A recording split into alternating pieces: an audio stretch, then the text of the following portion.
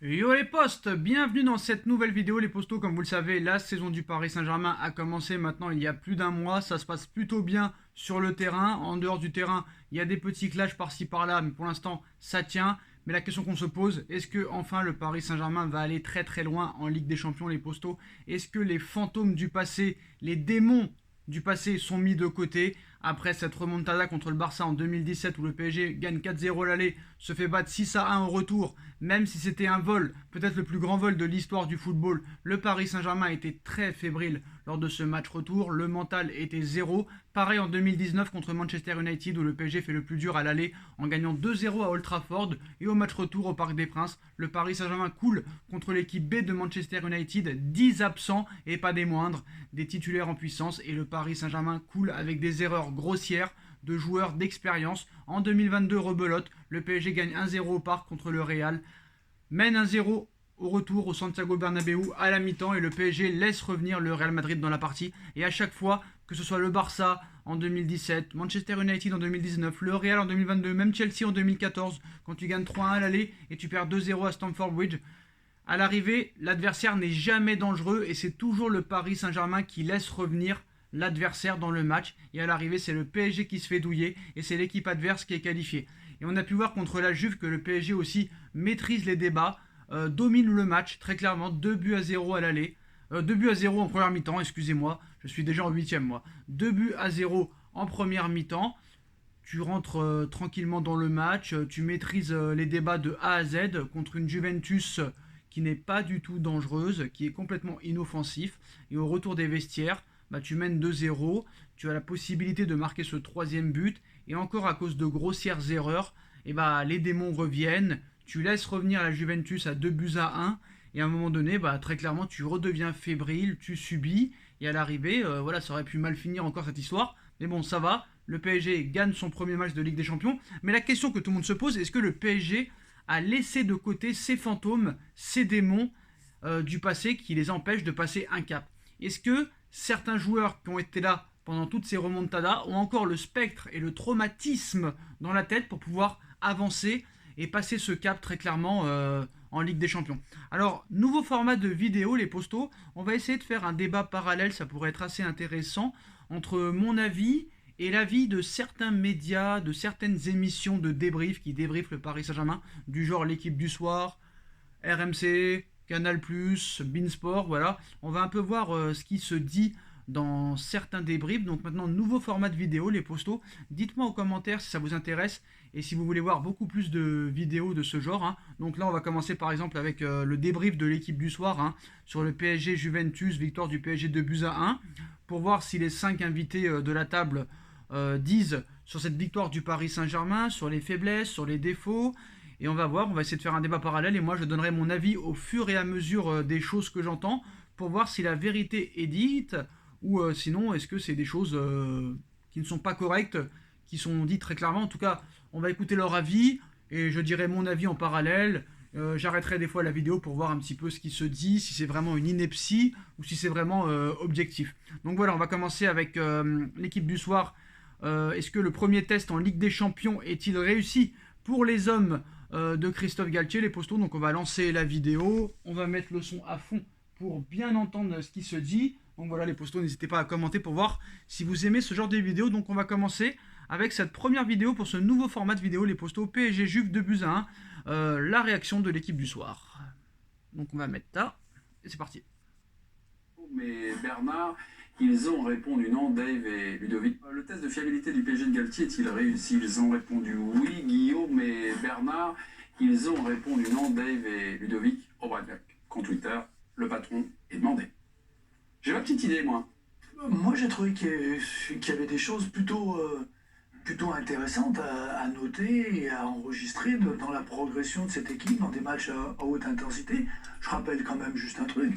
Si Mbappé il donne le ballon à Neymar, ça fait 3-0 et le match il est totalement plié et c'est terminé. Et ils prennent le but de...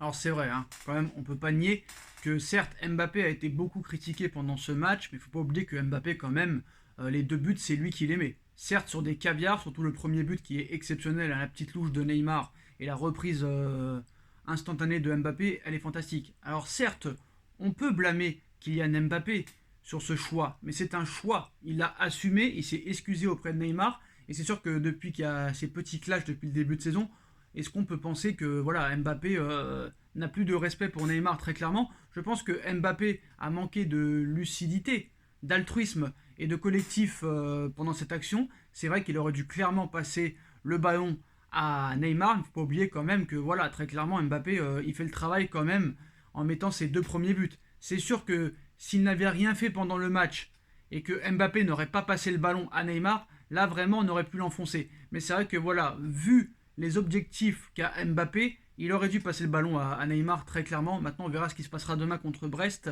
Est-ce que Neymar va lui rendre l'appareil? Ça je suis très clairement impatient de le voir. On continue la vidéo. Minutes après sur une erreur de Donnarumma. Mais où on avait peur, où on était inquiet, c'était leur capacité au milieu de terrain à se placer, à se regrouper, à travailler. Et j'ai trouvé que ce qu'avait fait Vitinha et Verratti et Ramos qui est venu occuper et qui est venu sortir au milieu de terrain et Messi qui s'est replacé et le travail de Neymar, je suis tout à fait d'accord, quand on a Neymar comme ça, on ne peut pas dire qu'on n'a pas passé un bon test parce que le voir à ce niveau-là. Ah ben lui, il a passé le test. Lui voilà, on peut dire enfin. Lui, il a passé le test. C'est le PSG, c'est pas Neymar. Et puis il y a son PSG. Alors c'est vrai que Neymar est à un niveau en ce début de saison incroyable qu'on n'a pas vu au moins depuis 4 ans. Voilà, on va pas se mentir, on espère que ça va durer. Et c'est vrai que Galtier au début du match voulait qu'un des 3 de devant s'occupe très clairement du pressing. On a vu que Neymar a fait les efforts tout le match et Neymar est dans un nouvel état d'esprit. Je pense que là, très clairement, en cette année Coupe du Monde, si vraiment il fait les choses comme il faut, il sera un candidat, s'il continue comme ça bien sûr, hein, il sera un candidat final au Ballon d'Or. Mais c'est vrai que Neymar là a mis tout le monde d'accord, mais maintenant Neymar on va le juger sur le long terme, très clairement. Mais comme a dit Obraniak, c'est pas Neymar qui est tout seul dans l'équipe. Il faut que ce soit les 11 qui courent, les 11 qui défendent, les 11 qui attaquent. Donc on va voir un petit peu ce qui se dit encore par la suite. Il implique le jeu du PSG. Donc en deuxième période, on a tout ce que il y a eu des défaillances individuelles. Le deuxième, et si l'action de Mbappé, c'est en deuxième mi-temps. S'il met le troisième. Ah, bien sûr, mais derrière, je suis d'accord avec toi, si je peux me permettre, que derrière, sur cet enchaînement de. Tu passes de 3-0 virtuellement à 2-1. À 2-2. Et que, et ce que je veux dire, c'est que derrière, tu t'effondres. Non, mais que tu sois capable de résister. Souviens-toi, ils sont passés tout à rien. Là, ils ont réussi, malgré la difficulté, à garder quand même une assise. On a vu les efforts des attaquants. Ils sont revenus, Neymar, travailler. Mais Raymond, tu as relancé une équipe qui était moribonde. Oui, mais peut-être. C'était nul. Mais tu l'as relancé. Mais c'est là où... Mais c'est ça le problème, c'est que tous les ans ou tous les 2 ans, c'est pareil. Là, quand on dit que tu as relancé la Juventus alors qu'ils étaient nuls, inoffensifs et qu'ils ne faisaient rien, c'était pareil pour le Barça en 2017, Chelsea en 2014, Manchester United en 2019 et le Real en 2022. Aucunement, quand tu maîtrisais les débats, ces équipes étaient dangereuses et c'est toi qui les fais revenir à chaque fois. Alors que le PSG peut très clairement terminer le match très rapidement et se rendre les fins de match très faciles. C'est ça le problème.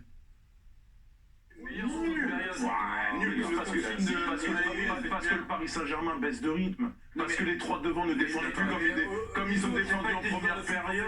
Mais les matchs parfaits, 100% d'intensité. Il a coaché aussi.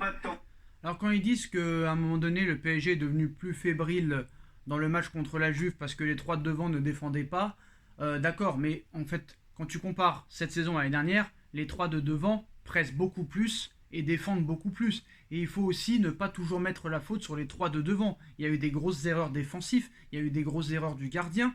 À part le milieu qui était un peu irréprochable, il faut que les latéraux et derrière, ça suit aussi. C'est pas que aux 3 de devant de faire tout le boulot. Déjà, ce qu'ils font depuis le début de saison, c'est déjà pas mal. Messi, il n'a jamais couru autant cette saison que dans toute sa carrière. Et ça, faut le noter. Mais le marqueur de progression, Guillaume, sur toute la deuxième période, il n'y avait plus de mouvement, il n'y avait plus... Non, mais le marqueur de... Juste, il y a un argument de Bernard Léons, moi que j'aimerais avec le camp d'en face en disant... Le marqueur de progression sur ce match-là, c'est qu'on a eu, alors je suis d'accord avec vous, la Juve et pas du niveau du Real Madrid, mais on a eu dans le scénario un match qui était totalement maîtrisé par le Paris Saint-Germain, qui c'est vrai. le tuer, et il y a une boulette de l'ami de Raymond 42, Donnarumma, Et là, tu peux te dire, est-ce que c'est des fantômes qui vont ressortir? Voilà. Et est-ce que le PSG va de nouveau déjouer et laisser échapper le gain de ce match?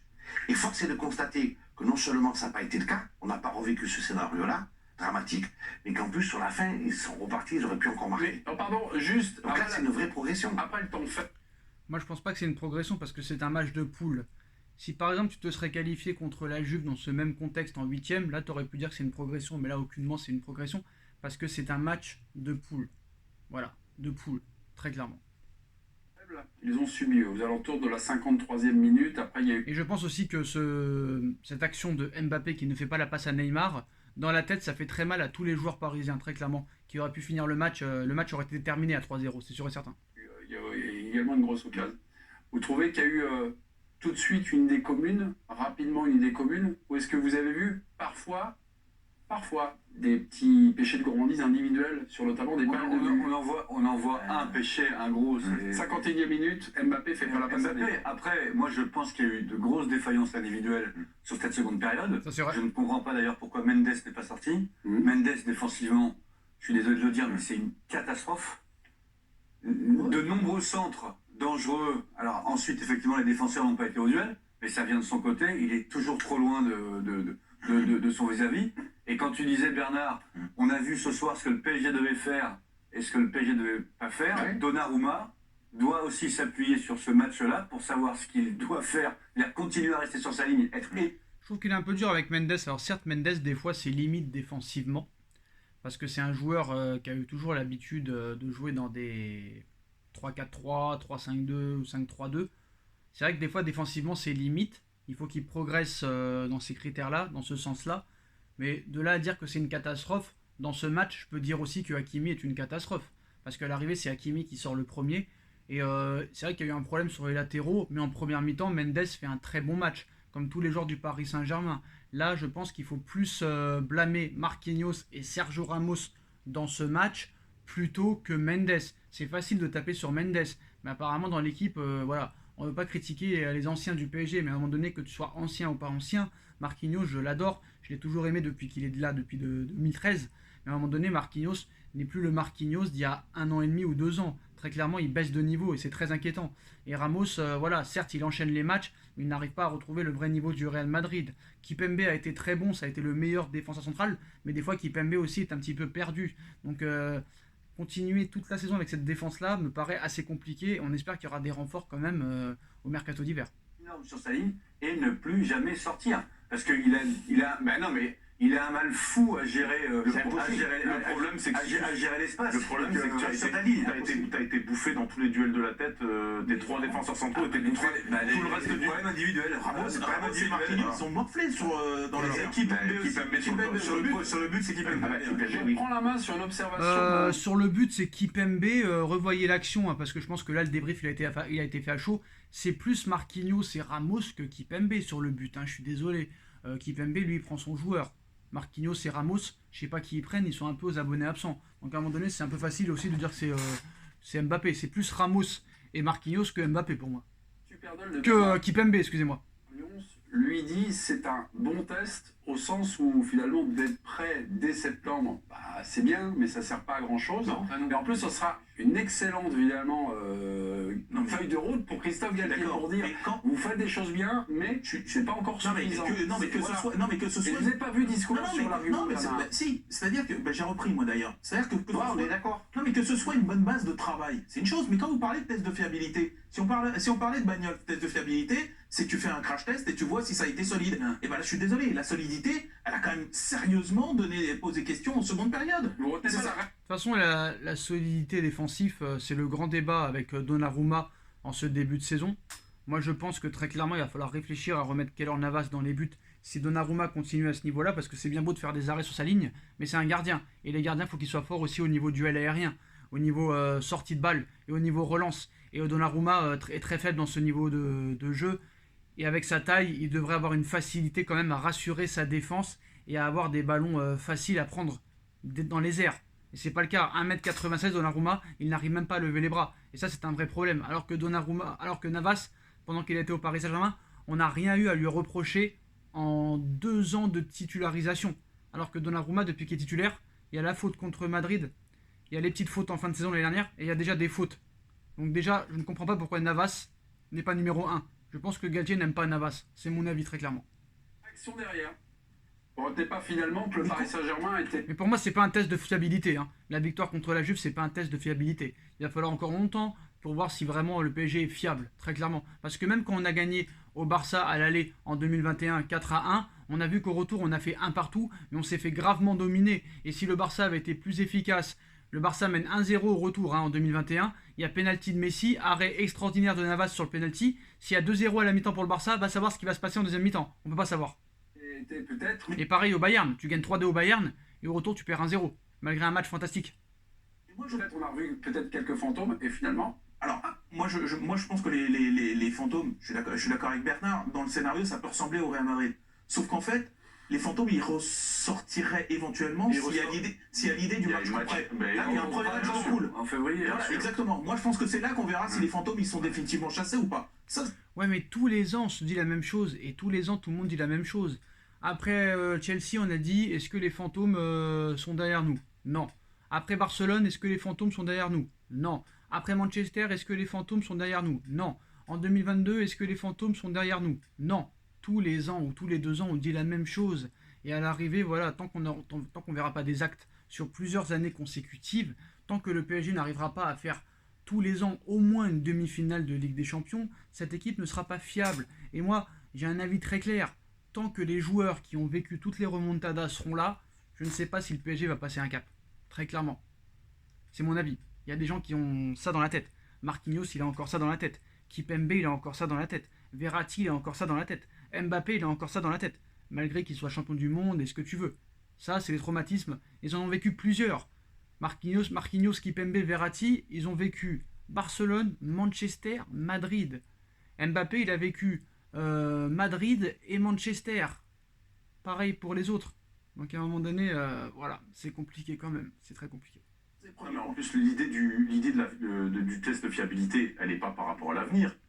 C'est par rapport au début de saison et ce qu'on a vu. C'était ça ce qu'on se demandait. C'était pas par rapport à février déjà. C'est par rapport à tout ce qu'on a vu depuis le début de saison. Est-ce qu'on est dans la continuité et est-ce qu'on va voir ce qu'on a vu en Ligue 1 Oui, vous imaginez, Ludo, j'imagine le test. si après le raté l'oubli de Mbappé à 51e, la réduction du score à la 53e, le jeu du PSG se fait d'élite et sur la fin il y a 2-2. Ils ont tous la tête dans le soupe. Là on s'est en train de discuter.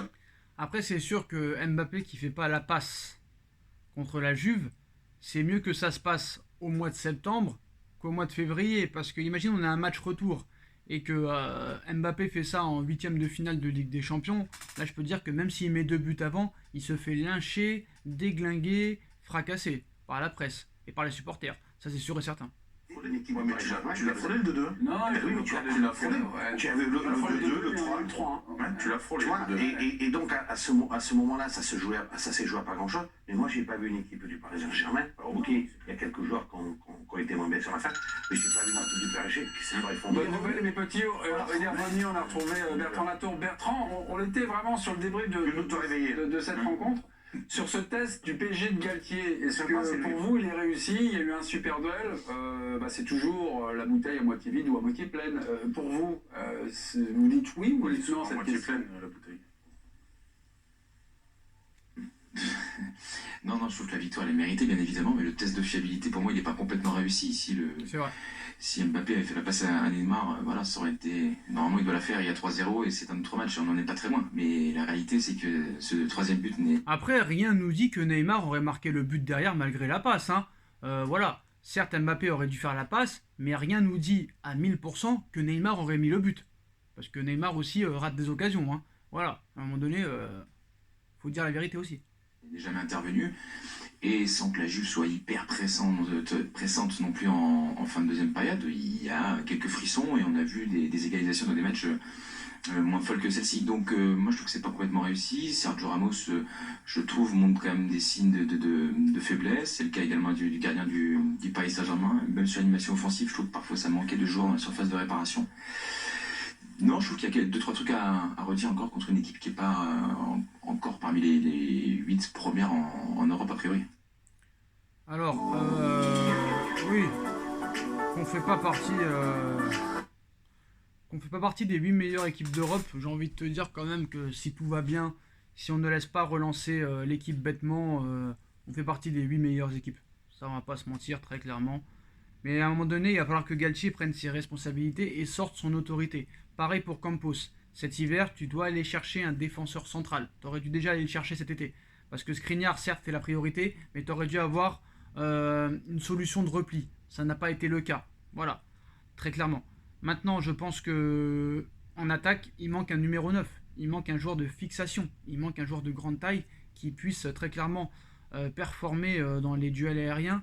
C'est le point faible aussi du PSG. Nous n'avons aucun joueur de tête. Très clairement, aucun joueur de tête. À part peut-être des fois Marquinhos et Ramos, mais au niveau de l'attaque, je parle au niveau offensif, tu n'as aucun joueur de tête. Tu as des joueurs très techniques, mais tu n'as pas de vrai neuf. Et pas de vrai neuf et pas de vrai défenseur central, ça risque de poser problème. Et surtout, il va falloir parler à un moment donné à Donnarumma. Il va falloir parler, lui faire des entraînements spécifiques en lui disant « Moi, j'attends de toi que tu sortes, que tu t'affirmes dans les duels aériens et dans les relances. Sinon, tu finiras sur le banc et tu perdras ta place. » Est-ce que Galtier est capable de dire ça à Donnarumma? Je ne sais pas. En tout cas, voilà, les postos pour l'instant, ça se passe bien. Malgré les démons qui sont revenus en deuxième mi-temps contre la Juve, le PSG a quand même bien maîtrisé ce match et a quand même gagné. Mais maintenant, il va falloir très clairement vite se remettre au travail. Et je suis impatient de voir le match retour quand même contre la Juve. Et les matchs contre Marseille, contre Lyon, etc. Parce que ce qu'il faut savoir aussi, c'est que le Paris Saint-Germain, contre la Juve, n'avait pas Chiesa au milieu, n'avait pas Paul Pogba, n'avait pas Chesney, n'avait pas Chiellini. Donc c'est quand même 4 titulaires en puissance qui n'étaient pas là. Et tu as quand même, tu t'es quand même fait peur. Donc voilà les postos, il va falloir progresser dans ce sens et surtout enchaîner les clean sheets, très clairement. Même la rentrée de Mukiele a été assez catastrophique. Mais voilà, en ce qui concerne, bon, voilà, je suis pas d'accord avec tout le monde, hein, mais bon, il y a quand même 2-3 mecs qui disent la vérité quand même et qui ne sont pas anti-PSG. Mais voilà, ils disent tout simplement la vérité. Et pour l'instant, bon, bah voilà, ça a été quand même une belle petite vidéo. Dites-moi en commentaire les postos si vous voulez d'autres vidéos comme ça. Voilà, maintenant on se retrouvera pour une prochaine vidéo. Les postos, dites-moi en commentaire ce que vous en pensez. Après le match PSG-Brest, on se retrouvera pour un débrief et aussi le débrief de Nono. Sa chaîne est en lien en description. On like, on partage, on commente, on s'abonne. Et on se retrouve très vite pour une nouvelle vidéo les postos. Tchuss.